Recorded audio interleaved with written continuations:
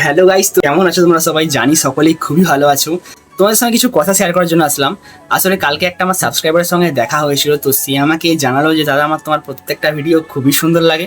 আমি তো তাকে যথারীতি থ্যাংক ইউ বললাম। এরপরে সে আমাকে আরও একটা জিনিস জানালো যে 18ই এপ্রিল তার বিয়ে। তো এটা হচ্ছে তার বিয়ের কার্ড।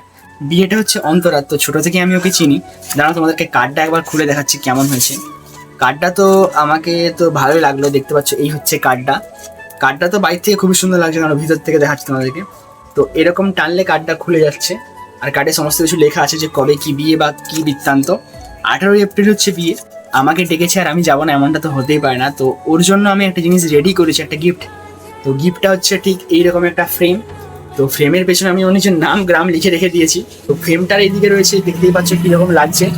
তো এই দুজনেরই আজকে বিয়ে, তো সেখানে আমি যাব, ঠিক আছে। আর ফিল্মটা কেমন লাগছে সেটাও তোমরা জানাতে ভুলবে না কিন্তু।